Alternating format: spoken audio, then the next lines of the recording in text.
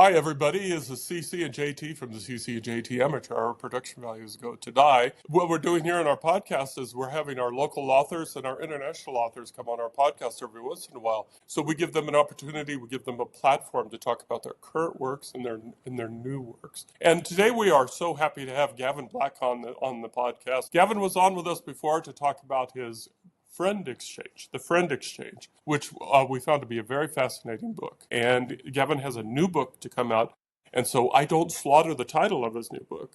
Gavin, take it away. Tell us about your book. Give us your blurb, and tell us, basically why people who are watching this should buy your book. All right, thanks very much. So yeah, my latest book that is currently being shopped around is called Journey Through the Forgotten. It's done like a fake memoir. I took a lot of real life events in my life, mostly from both of my grandfathers. One of them had dementia and Alzheimer's. We actually put him in a facility for one, and he managed to escape with a World War II vet, and then went on the lam for about a month.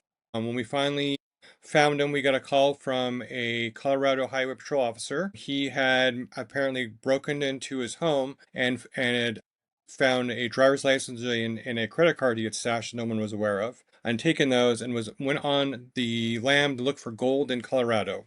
He ended up hitting a cow, and so we had to go and get him. So the book kind of starts with me as going back there and picking my grandfather, and then I also blend in my other grandfather who was Irish into the story. So on our journey back from Colorado back to Reno, Nevada, I deal with what it's like to be with somebody who has Alzheimer's and dementia, and I use Irish mythology and the Fae to show what it's like to fall into the Fae and out of the Fae and what memory loss is like.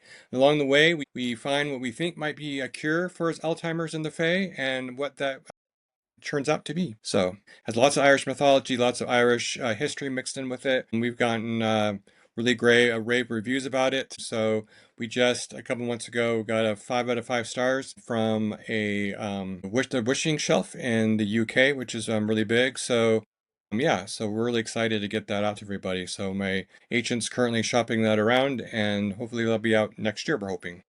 Wow, that is so fascinating. And this book speaks to both Cece and me for different reasons. I'm going to go ahead and let her deal with the Irish side of the house because, as you may remember, her mother was a Dubliner. So quite a bit of common history there. But for my side, which Cece knows that I'm going to talk about, is we are also touched by Alzheimer's. And it's what a difficult journey that you're going through. Both the heartbreak, but also the testimony of the strength of your grandfather to do like this, because we've seen how this touches people and touches the individual. How did he manage to pull this all together? We have no idea. It was one of those things that we, to this day, we look back on and we're like, how did he know to stash that stashed in his house? How did he break in this house without us knowing? And then how did he get a rental car? I mean, there's so much around it that fascinates me with just the idea of, about Alzheimer's and dementia, how somebody can be so cognizant at times, but yet still not be aware of what they're actually doing or the consequences of those actions. Uh, It's really interesting. I find it both fascinating and tragic. I see, you're kind of in it, and I may be misinterpreting it, but you got to smile because if you don't Yeah. smile, it's like you're going to cry. Right. And Right. we can feel Yeah. that. And so the strength can you talk about the strength that it took to not only hear about this adventure, but write about this adventure? Yeah, so I mean, now when I wrote it now, it was much easier to write about it because, he's been passed for a few years now, and it's a lot easier looking back on things and finding the humor in it than it is in the moment, right? I mean, when he first left and he escaped and we couldn't find him, it was agonizing. I would spend my days when I wasn't at work, my parents weren't at work, just driving around town, hoping, asking homeless people, finding out where the homeless people hung out, and just trying to figure out like where he could be, call the cops, and just constant this every day of like searching and searching and having no idea where he's at. That was heartbreaking because knowing that he doesn't have the mental cognition to really kind of take care of himself, you think. you don't when you worry, did he fall somewhere and now is he hurt he's being overlooked, or did he someone take advantage of him? So there's all these things that go through your mind while you're going through it that you just panic about. So when we found out where he's at and that, someone had taken him in, it was a huge relief. And, we kind of had a laugh about it a bit as well because really, really fit who he was. To give you an idea and to kind of sum up his life, his headstone says it's been a long, strange trip because his entire life was one weird, long things he did. When I was a kid, I'd go and hang out with him in the summers. He worked on the railroad as an engineer and on the caboose. So he was retired when I was a kid, but he would take me down to the railroad and he would find engineers or conductors that were still working he knew, and we would jump on the trains. They show us how to drive the trains, and when you couldn't find anyone, he showed me how to hop moving train cars and how to sit on top of moving train cars and basically have a good time. And then when we were done for the day or done with the summer, his words to me always were, "Don't tell your mother." And as a kid, I was like, okay, so I never really brought anything up. And so my mom was always wondering why I always wanted to spend so much time with her grandfather when absolutely nothing happened with him. And then when he passed away, me and all my cousins sat around and we started all telling our grandfather stories. And our mothers were very panicked about all the things he put us through. But as kids, we thought it was amazing. So. Oh, yes, I'm very familiar. Our own kids have told us stories that we just, rather not think about. So you mentioned, I think your other grandfather was Irish, and Correct. that's Yes. where the Fae part of this comes in. Now, my mom never talked about Fae, but she did mention when she was a child, she told me the story that she saw someone brought her a matchbox with a leprechaun in it. And I'm curious, is there a connection between leprechauns and the Fae? Is it a different name for the same thing, or do you even know? Yeah, they're all kind of intertwined. So the original Fae idea of the Fae comes from the Tuatha De Danann, Hmm. who originally settled, or in mythology settled Ireland. So that's where, and eventually they moved away from our world and into the Fae. And a lot of people say that the leprechauns are part of them. Some of them say they're separate. I was lucky to go to Ireland while I was writing this book and drive around and look at a lot of the sites and stuff and talk to people there. And it was really interesting to hear about, like, there is a special, what would the word be? It's like a park of sorts of land they've set aside where they believe the leprechauns live. And so no one's allowed to build homes there, and everyone says that's where they live. So it's really kind of cool to see a culture that just embraces it so much like that. And it was also really interesting to see why when you go through Ireland, you see more ruins than you do in most of Europe. And the reason is that in the Middle Ages, most of the time people would just tear down ruins to build other homes. And that did happen sometimes in Ireland, but a lot of times they didn't because most of that stuff was so ancient that when people saw it, they just said, oh, the fairies, wherever live there, don't go there. That's where they live. So all those castles and ruins and stuff all stayed in place because everyone was afraid to go and touch them. So I think that was kind of cool as well. Yes, I love that you mentioned that because we also went to Ireland. We've been there a couple of times now. And one of my favorite places to visit was Blarney Castle. And they have those beautiful gardens there. And I remember specifically they had a sign that said something about beware of the leprechauns. I don't remember the specifics, but it was near a waterfall. There was this beautiful area. That there's another area, it was called like the Witch's Cave or something. So they have a very strong connection with, I guess you might call the other side of the veil or the fairy world. So I find it fascinating that you've included that with someone who's dealing with the Alzheimer's issue because it does, as JT mentioned, it speaks very much to me on both sides of the story because I'm also, connected with his family, the person who has the Alzheimer's. So I think it sounds like it's very, I don't know, reassuring maybe the way you've presented this. And was that something that you were trying to do when you were writing it to be a little bit reassuring with an illness that can be so very difficult to deal with? Yeah, I mean, yeah, I wanted to kind of show that I guess, I know I'm not saying positives, but there's things that, good things that come out of it. And then using the Fae, I really wanted to I mean, not knowing, or maybe, no one really know, truly how somebody deals with Alzheimer's because they're not usually cognitive enough to really explain to it. But kind of in my mind, trying to use the Fae and going in and out and trying to think about how that memory loss would happen to me, and like how would I deal with that, and how would was a way I was kind of trying to show more sympathy for somebody dealing with that, right? 'Cause sometimes it's hard to deal with people with certain ailments when there's no way to really, I guess, be in their shoes, right? So And it's, and I don't mean to keep coming back to this, but I guess it's fair to say that this was a difficult time for you. I assume that while your grandfather was going through this, you were an adult. I know I was a teen right around those when he was going through this most of my teen years. So. Wow. But but it was a lot of also watching my parents deal with it too, and I was old enough to understand what was going on, and it was hard because like we would, I would go in and talk to him, and like a one count, I walked in, he goes, "Hey, I heard, how's being an admiral in the Navy?" And you're like, kind of like, okay, so this is his new reality, and so you kind of had to just work with it. And I remember the one thing that I think stopped me and my mom's heart at one time was we went in and we were talking to him, and he goes, I heard your dad passed away, and he was just going on and on about that.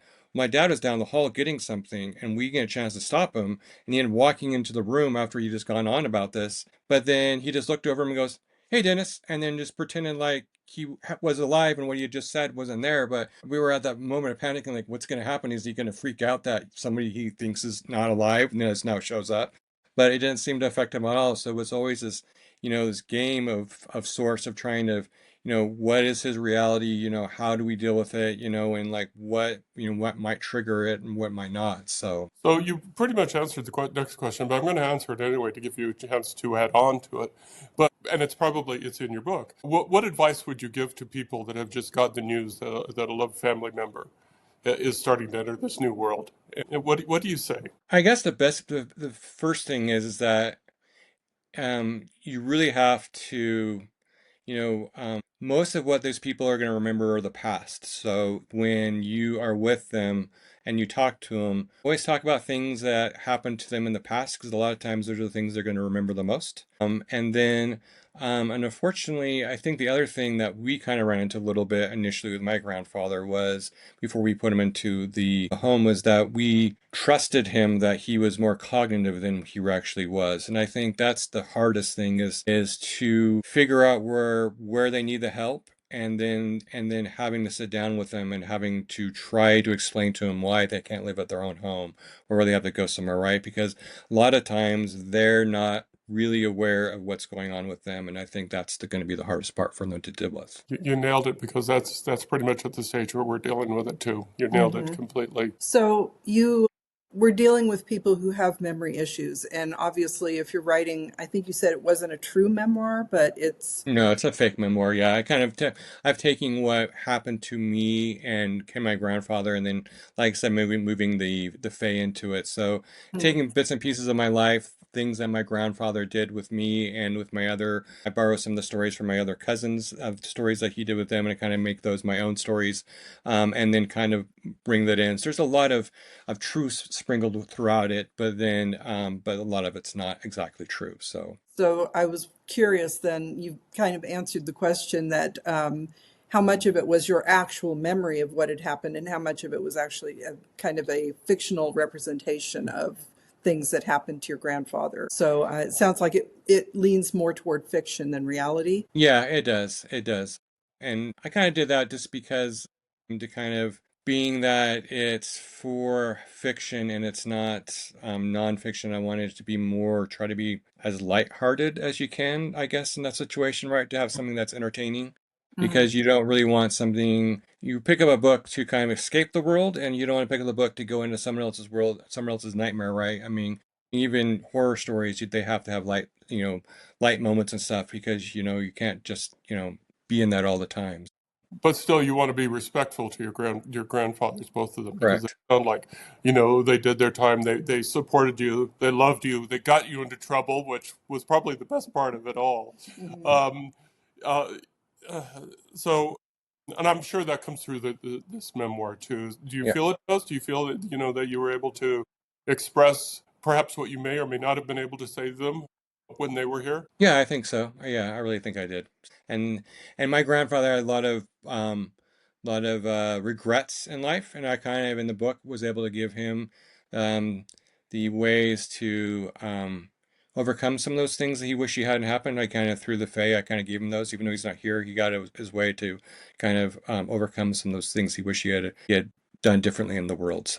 He might not be here, but now I kind of changed that for him, so you got it. So. Yeah.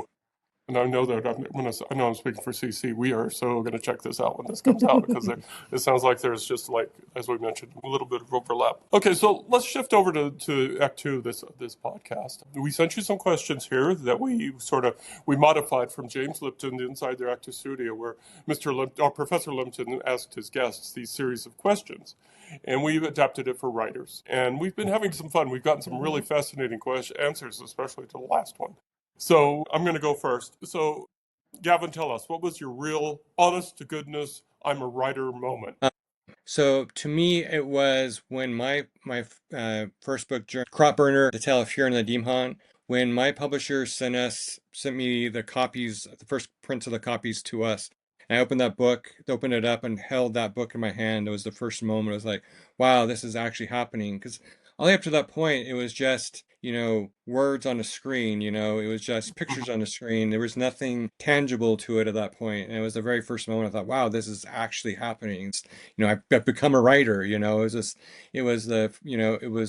my wife said that it was one of the moments that she said she's never seen me smile like that before. She said it was just amazing to see me open that up and kind of see that. So It is a great moment. I love the feeling of that book in your hand for the first time. So, who is your writing role model and why? So I've been thinking about that over the last few days, and it's really hard for me. I think it's several. So when I was born premature, so I spent a lot of time in the hospitals as a kid. So I read lots of fantasy from, of course, Tolkien, of course. And so a lot of them I came through. But I also had a teacher in high school. Her name was Miss Burnett. And we always call her Bernie, and she did a science fiction fantasy English class, and she really opened my eyes into doorways of a fantasy and science fiction I wasn't aware of, and then kind of like where did Tolkien get his inspirations from, and all those little things that I get to go through, and that really opened my eyes to a wider world, and I was blessed to not only have a class with her, but when people graduated, she had a book club here locally that all of her graduate students could attend in friends and family. So I was lucky enough to continue to basically do monthly book reports through her because we did, we would read, that books through the Mythopoeic Society and we'd come back and discuss it. So yeah, she was probably a really big influence as well on it. Sadly, she passed away before my first book came out. And it's also kind of one of my regrets that I hadn't started like really focusing on my writing sooner than I did because I really would like to be curious on what she would have thought of my work and, her opinions on it. So. And Gavin, tell us, what do you absolutely love about writing? About love about writing? Mhm. I would have said initially it was, just the idea of creating something that I can share with the world. But after creating my children's story, the thing I love most about writing has been when I get a chance to read to kids and being able to see the joy that I can bring to somebody else through my words and my work. And one of those things that was a really special moment is when we went to Ireland. We went during Halloween, and so on Halloween, the way they do Halloween there because so many houses are so far apart. The kids go from house to house and have little parties at everyone's house. So we gave a whole bunch of books to we were staying at Airbnb and we gave a whole bunch of books to the people that living next door to us, and I signed a bunch of them. I wish I had asked, but for some reason I didn't ask if I could have just attended. But I signed a whole bunch of books for the kids' books for them. And then the next day, I got a whole bunch of calls from mothers and pictures from around the village of their kids holding my book. And then when we went to the village shop the next day, a whole bunch of kids recognized me from the back of the book and ran up to me and thanked me for it and really liked the story. And that was kind of like, oh, this is really, really cool. This is like, seeing like bound to like bring something else to someone else and that joy and that kid, and maybe, and then maybe the joy of reading and hopefully getting kids to want to read more. That to me was fantastic. That sounds amazing. I could just imagine because everybody in Ireland when we were there was so friendly. So the kids must have just been over the moon, basically. Yeah, they were. It was nice. It was cool. So So that sounds great. But then what do you absolutely dread about writing? everything that comes after the writing the book part, the getting it, trying to get it published, and then going through. I mean, my Journey Through Forgotten's been. I finished that a year and a half ago. That's kind of how long it's been. It's taken us, to try to get it to the point where agent felt it was ready for the edge of publishers. The heartbreak of getting publishers that will say we had one publisher say, hey, this book was fantastic. It was a page turner. I couldn't have put it down, but it was too literary for me. So we can't, we have to skip on it. And it was just kind of like, he was like, oh, come on, if you liked it, it's just kind of like that constant heartbreak of trying to get, not getting the book moved forward and published, is it's just, it's a nightmare, but, it's all part of, the publishing journey, unfortunately. So, But it's the hero's journey. Right? right. Yeah, and we've pretty much talked about this next question for this entire podcast, but what single significant life experience affects your writing, good or bad? I think everything does. You really write what you know. And it's interesting because I was watching a documentary on Stephen King the other day and was talking about like, the little villages in little towns in Maine and how one of them had like this really weird underground like area, and that's kind of where he got his idea for dairy and all this. And you start realizing that everyone that's writing really is writing what they know and their life experiences, right? And so as much as things in life, you're coming to things in life that really suck and things in life that are really good, you as you as a writer and you're writing characters and finding things to put into their backstories, you really realize how much those positives and negatives in life really kind of can help, because you can kind of use those for character arcs, use those to lean on. There's things that you struggles you've come across and you want other people to understand what it's like to go through it and maybe help them through it. You can write books about that. So yeah, I think it's just a little bit of everything. My children's book, The Friend Exchange, the whole reason why it came to be is we were driving to Idaho to a friend's of my house for the 4th of July, and my kids were fighting in the back seat. And finally I said, bet you guys wish you could just exchange one brother for another new brother, right? And as soon as I said that, I went, oh wait, that might be a good book idea. So it was kind of like, so there's always these things in your life that might happen that you just might trigger that little thing. They're like, oh wait, that's a really good thing that I can use, and you kind of have to squirrel it away in your back of your mind. Or I have a little pocket notebook that I try to squirrel things down when people say stuff in public, or I think of something. I'm like, okay, that's a good. Or someone says something I think is really clever in public that I never said. I'll try to like write that down. It's like, okay, I'm going to steal that. Someday a character is going to say that. You may never know that you influenced that, but thanks. And that's a really good tip too, the idea of just writing things down, because I know so many of us get ideas, specifically if we're somewhere where we really can't write it down, like you're falling asleep or something like that.